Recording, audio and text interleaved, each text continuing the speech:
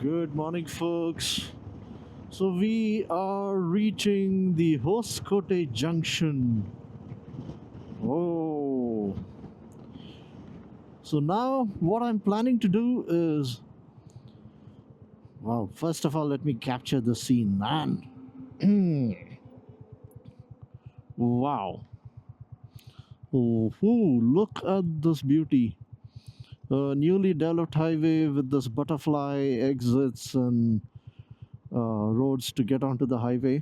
So, thing is, I'm going to go straight, turn left, go down under the bridge, and climb up from the other side. And look at those guys. Hmm.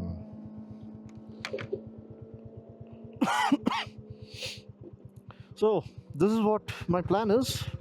As I'm riding back home, so I'll be going via Devanhalli airport, that route. Though Hoskote, I could have easily gone home, but no, I want to go the other way. So I will do that. Can you see those guys, those super bikes on the loops?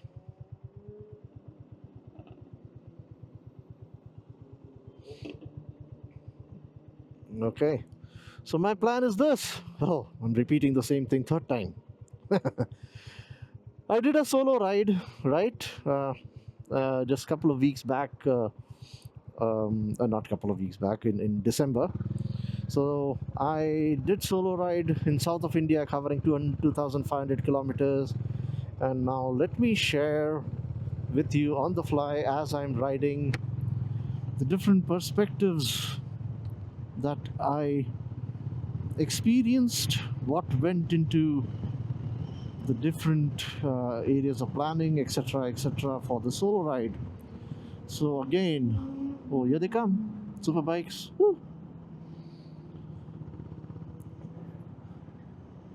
So for me, this solo ride that I did, covering 3 states across 6 days in south of India, was my first multi-thousand-kilometer, multi-day solo ride. I've never done solo ride of this nature, so it was a huge learning for me. Uh, yeah, so let me do that. So it all began by, I had been riding with the bikers through Bengaluru.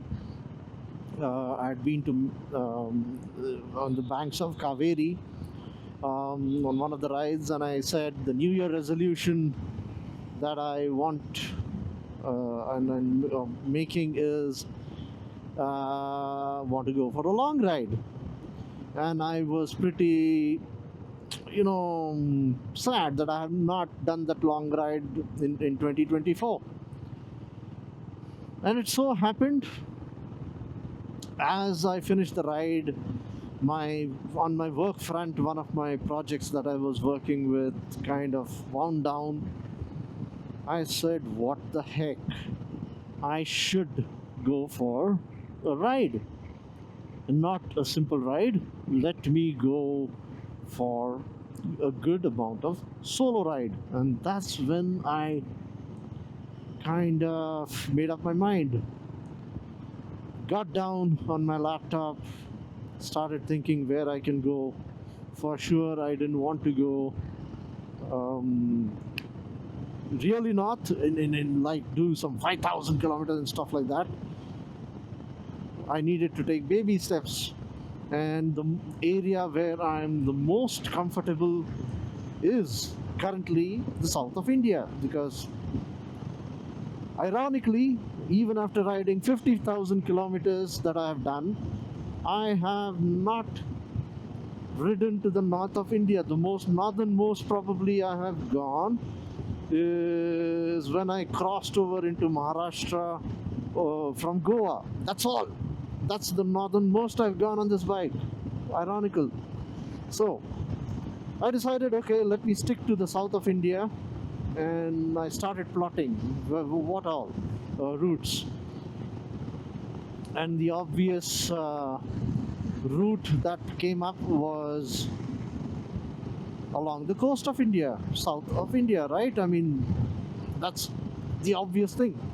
okay, let's start. But then I don't want to go straight away to the coast in one day. So I thought, okay, which other place? The Tanjavur came on my mind. It has been on my to-do list for a long, long time. Tanjavur. I started speaking with my fellow riders, serious riders who ride to enjoy the beauty of a place, ride not for speed but for the thrill of enjoying the places by riding to those places. So I started speaking to such individuals. They gave me some more places where I can go. I shared my thought process with them.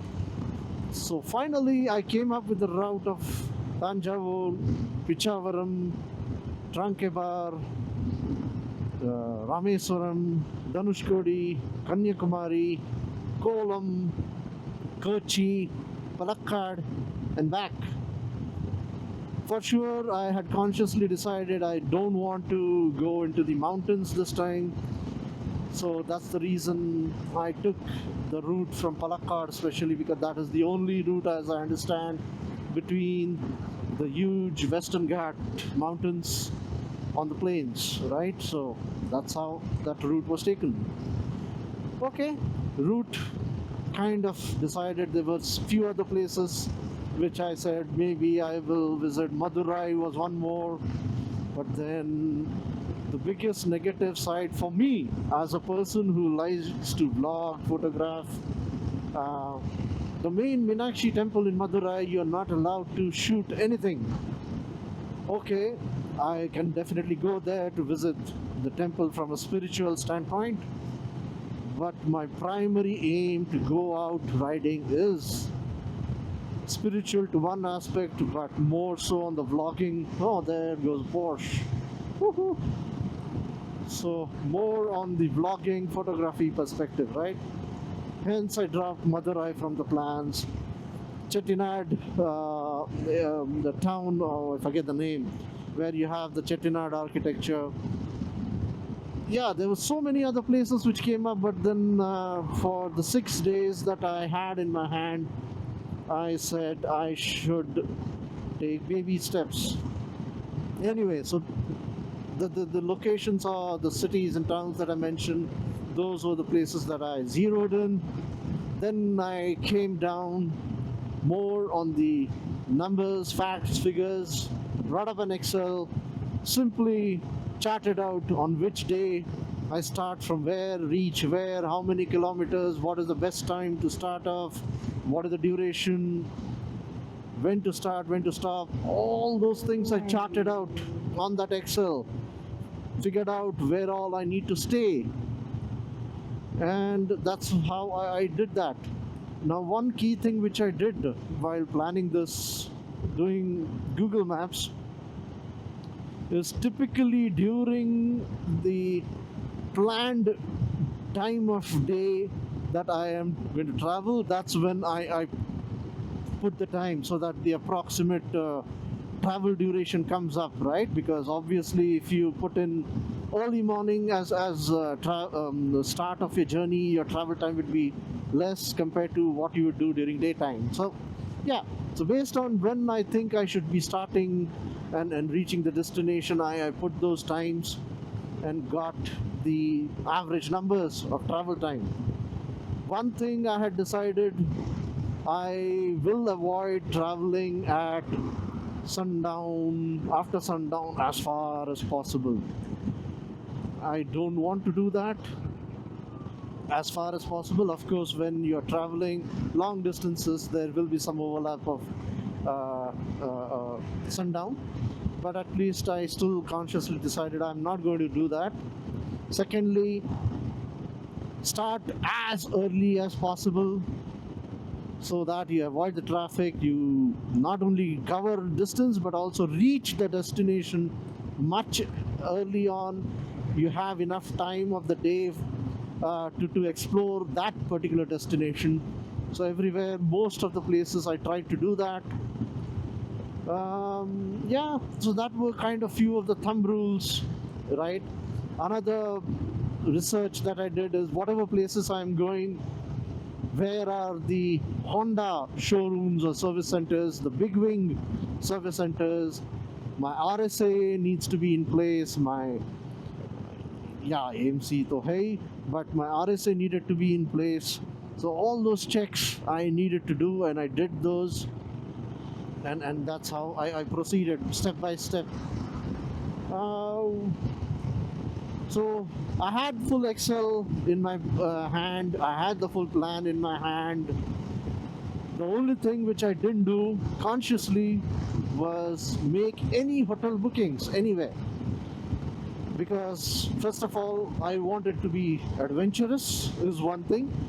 And secondly, my plans could change last minute, right? And where do I then and get into the hassle of booking, refund, blah, blah, blah. Yeah, but then I always carried the risk of not getting any good or financially viable accommodation, since it was Christmas New Year time, right? How can you expect to get good rates? And that's what happened, but I was okay with that, for the simple reason that I wanted to be adventurous. So that's what I did. Okay, so that was the planning part. Carry cash with you, of course, credit cards with you, but UPI is the king everywhere. Man, UPI is the king, hands down. I hardly used cash anywhere. I don't even recall really speaking spending cash. It was everywhere UPI and credit card. So that's good. So during travel time, every day, I mean, that is not just during travel time, that's my habit.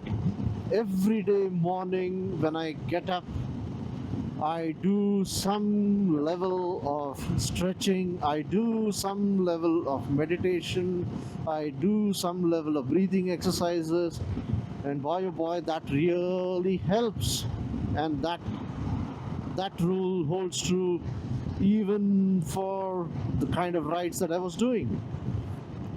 So obviously, if I have to start early, I have to wake up even more early. I have to do all this, pack up, all of that. So I did meticulous planning around that. And let me not boast, but that's a fact. I stuck to the time and my plan every day. And boy oh boy, I if check out my vlogs, right? Wherever I had to be in time, I was there at time, got the best location, best time, everything uh, in time, just by the thumb rule of my planning was in place, when to wake up, when to do my everyday jobs and everything. So that is extremely important if you want to really enjoy a place. Just imagine you go to a place, wake up late, and then what do? You have just basically just ridden to a place and did nothing.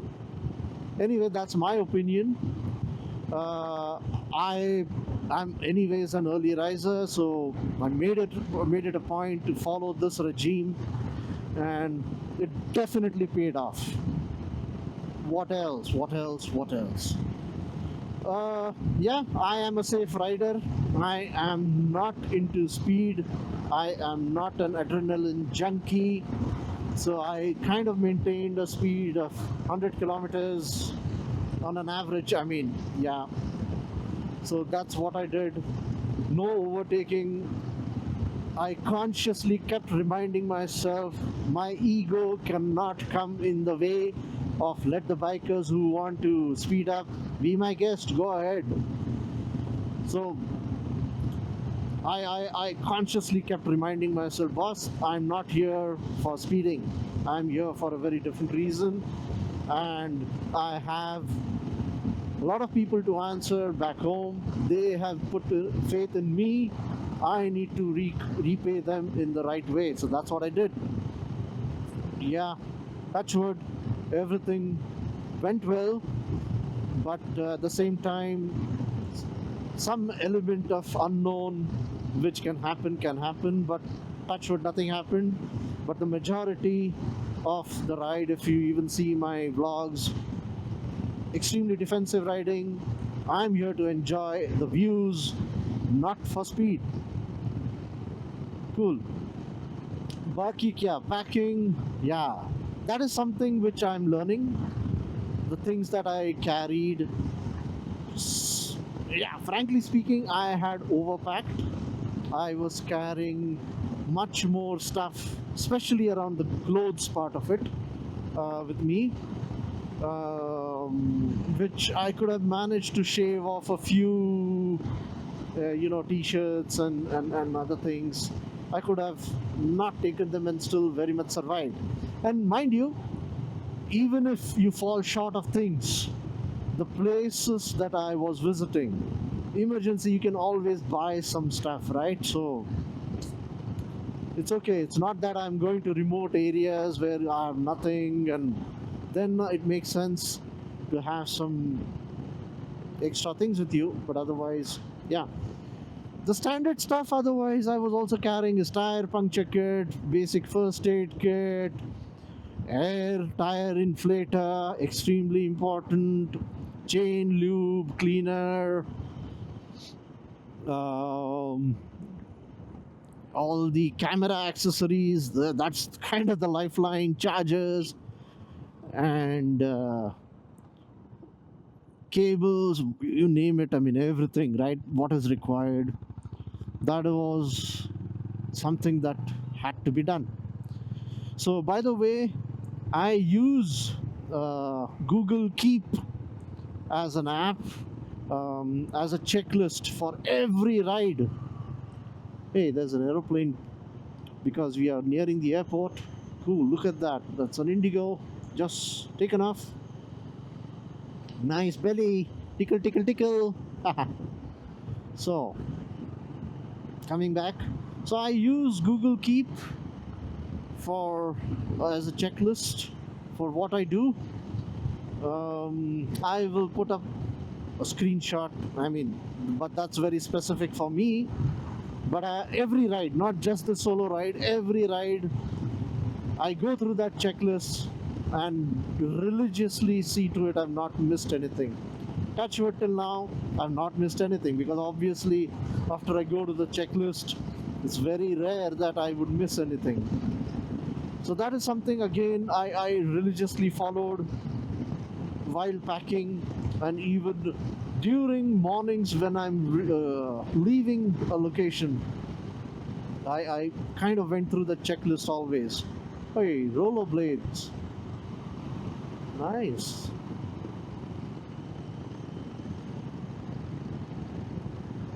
So that's how the ride was, planning and packing.